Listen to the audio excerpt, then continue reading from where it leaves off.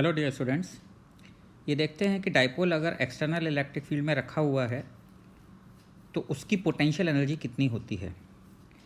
Potential energy calculate करने के लिए हम लोगों को ये पता है कि change in potential energy D U is equal to negative of work done by conservative force, और यहाँ पर कंजर्वेटिव फोर्स इलेक्ट्रोस्टैटिक फोर्स है।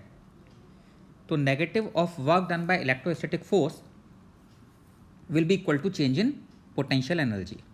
यहाँ पर जो वर्क करेगा वो फोर्स ना वर्क करके बल्कि टॉर्क वर्क करेगा, बिकॉज ये रोटेट होगा। तो ऐसे केस में अगर हम ये निकालना चाहते हैं कि इलेक्ट्रोस्टैटिक फोर्स का वर्क डन कितना होगा, तो इलेक्ट्रोस्टैटिक फोर्स का work done can be calculated by tau into D theta. Tau जहाँ पर टॉर्क है, अगर मैं इसको डी थीटा से रोटेट करूँ, थीटा इंक्रीज करते हुए, ऐसे केस में टॉर्क अगर आप देखेंगे तो टॉर्क जो है वो इसको वापस लाने की कोशिश कर रहा होगा। तो अगर इसको डी थीटा डिस्प्लेस किया जाए थीटा बढ़ाते हुए, तो ऐसे केस में टॉर्क इसको वापस लाने की कोशिश करेगा और टॉर्क का वर्क डन नेगेटिव होगा। तो हम ये कह सकते हैं कि इलेक्ट्रोस्टैटिक टॉर्क का जो वर्क डन होगा for this small displacement that will be equal to minus torque due to electrostatic force into D theta. और हम लोगों को ये पता है कि इलेक्ट्रोस्टैटिक टॉर्क कितना होता है, पी ई साइन थीटा। तो this can be written as P E sine theta into D theta. ये आपके पास टॉर्क आ जाता है, वर्क डन आ जाता है due to electric field. Now potential energy का change d U from equation 1 can be written as negative of work done by electrostatic force that is P E sine theta. एक negative already इसमें है, तो ये P E sine theta into D theta हो जाएगा। इसको अगर हम change in potential energy calculate करना चाहते हैं फ्रॉम थीटा 1 टू थीटा 2, तो if we integrate it from theta 1, so this will be u theta 1 to theta 2, this will give us u theta 2. So from this we get u theta 2 minus u theta 1 equal to p e sin theta का integration हो जाएगा minus cos theta, so this will be minus cos theta from theta 1 to theta 2. As you can see that u theta 2 minus u theta 1 comes out to be Pe cos theta 1 minus cos theta 2. तो आप किसी भी situation में अगर आपको दो particular theta का potential energy का चेंज निकालना हो, कंजर्वेशन ऑफ एनर्जी अगर लगानी हो, तो ऐसे केसेस में आप इस इक्वेशन को यूज़ कर सकते हैं। This is equation 2। अब बात ये आती है कि ऐसे केस में रेफरेंस पॉइंट किसे माना जाए। हमें पता है कि change in potential energy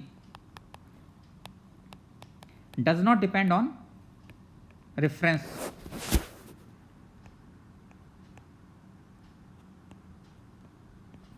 point of zero potential energy. तो इस केस में u theta 2 minus u theta 1 equal to P cos theta 1 minus cos theta 2 you can always use. लेकिन अगर आप इसका रेफरेंस पॉइंट डिफाइन करना चाहें बच्चों, तो रेफरेंस पॉइंट ऐसे केस में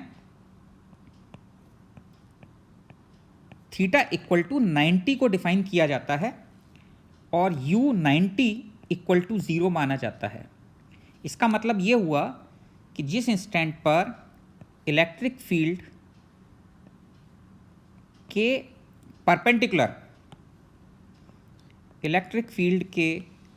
परपेंडिकुलर आप डाइपोल को रखेंगे माइनस क्यू प्लस क्यू, ऐसे केस में थीटा 90 होगा और u 90 इक्वल टू 0 होगा। इसका भी अपना लॉजिक है u 90 इक्वल टू 0 होने का। आपको पता होगा कि पोटेंशियल एनर्जी हम कैसे डिफाइन करते हैं। पोटेंशियल एनर्जी को डिफाइन कैसे किया जाता है आप लोगों को याद है, work done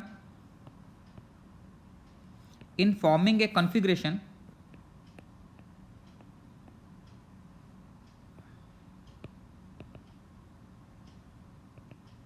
bye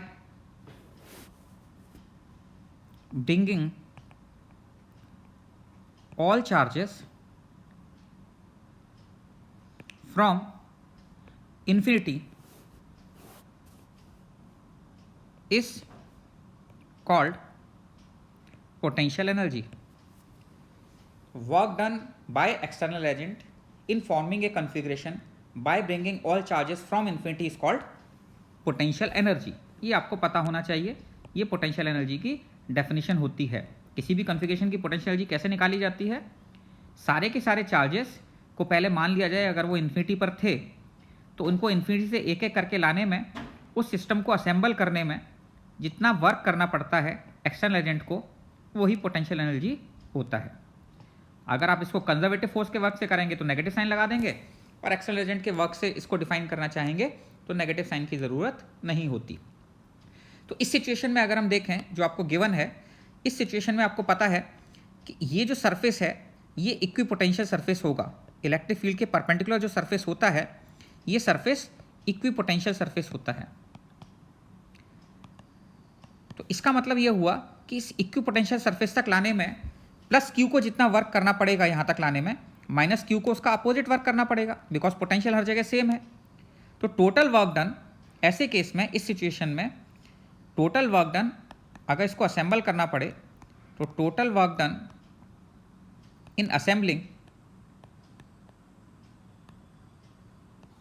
plus Q and minus Q perpendicular to electric field will be equal to 0, और यही रीज़न है कि U90 को 0 एज्यूम किया जाता है।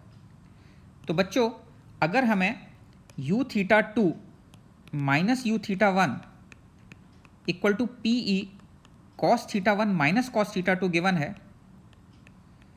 और अगर हम किसी पर्टिकुलर थीटा पर पोटेंशियल एनर्जी निकालना चाहते हैं तो इसका मतलब होगा कि हम इस थीटा का डिफरेंस 90 के साथ ले रहे हैं, क्योंकि रेफरेंस पॉइंट 90 है। तो आप अगर 30 डिग्री पर पोटेंशियल एनर्जी लिख रहे हैं तो ये 30 का 90 के साथ डिफरेंस है। अगर आप थीटा इक्वल टू 60 डिग्री पर पोटेंशियल एनर्जी लिख रहे हैं तो 60 का 90 के साथ डिफरेंस है। तो अगर ऊपर वाली इक्वेशन में मैं θ2 की जगह थीटा और θ1 की जगह पर 90 पुट कर दूं तो this is cos 90 minus cos theta आ जाता है।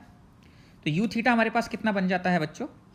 U θ equal to PE cos 90 0 हो जाता है minus cos theta, and this comes out to be minus PE cos theta. आप चाहें तो इसको वेक्टर फॉर्म में भी लिख सकते हैं, U θ equal to minus P vector dot E vector. तो किसी भी केस में P वेक्टर और E वेक्टर का डॉट प्रोडक्ट आपको पोटेंशियल एनर्जी दे देगा। थीटा इक्वल टू 0 जो कि स्टेबल इक्विलिब्रियम की सिचुएशन है, ऐसे केस में पोटेंशियल एनर्जी मिनिमम होनी चाहिए, क्योंकि stable equilibrium minimum potential energy होता है। तो U मिनिमम जो है वो minus P mod of P into mod of E into cos 0 degree. तो U मिनिमम जो है वो आपके पास आ जाएगा minus mod of P into mod of E। Theta equal to pi पर अनस्टेबल इक्विलिब्रियम होता है, और अनस्टेबल इक्विलिब्रियम में पोटेंशियल एनर्जी मैक्सिमम होती है। तो U मैक्सिमम आपके पास आ जाएगा plus mod of P into mod of E, क्योंकि कॉस पाई 1 हो जाएगा। तो U मैक्सिमम होता है plus mod of P into mod of E, U minimum होता है minus mod of P into mod of E, and U90 जो है वो आपके पास 0 होता है। ये रेफरेंस पॉइंट होता है।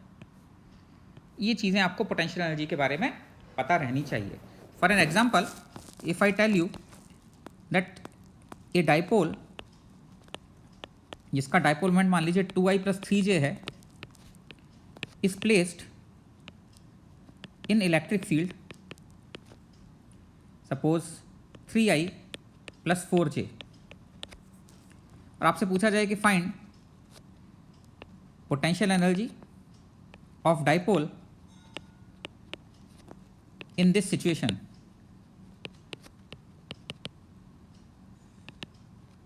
और इसके अलावा also find U maximum and U minimum. तो आपको ये समझ में आना चाहिए कि किसी भी कॉन्फ़िगरेशन की पोटेंशियल एनर्जी अगर आपको लिखनी है तो माइनस P डॉट E होगी। इसमें अगर हम वैल्यू पुट करते हैं तो minus 2i plus 3j dot 3i plus 4j हो जाएगा। तो ये जो U θ होगा ये आपके पास कितना हो गया, -6 + 12 that is -18 joule. You minimum अगर आपसे पूछा जाता तो आप बोलते -mod of P into mod of E होगा। -mod ऑफ P आपके पास आ जाता √2² + 3² इंटू √3² + 4²। तो ये आपके पास आ जाता -√4 + 9 13 into 5 √65 joule. And maximum potential energy अगर आपसे पूछी जाती तो ये होता +mod of P into mod of E, और ये आपके पास आ जाता +√65 जूल। तो ये आपके पास आंसर हो जाते हैं तीनों पार्ट के। इससे आपको एक क्लियर होना चाहिए कि मैक्सिमम, मिनिमम और किसी कन्फिग्रेशन की पोटेंशियल एनर्जी उस सिचुएशन में किसी पर्टिकुलर थीटा पर क्या डिफरेंस है दोनों में, तीनों में सिचुएशन में, और U90 को 0 क्यों माना जाता है, और अगर किन्हीं भी θ1 और θ2 का पोटेंशियल एनर्जी का डिफरेंस लेना हो कंजर्वेशन ऑफ एनर्जी लगाने में तो हम कैसे अप्लाई कर सकते हैं। ओके, तो अपने नोट्स इसमें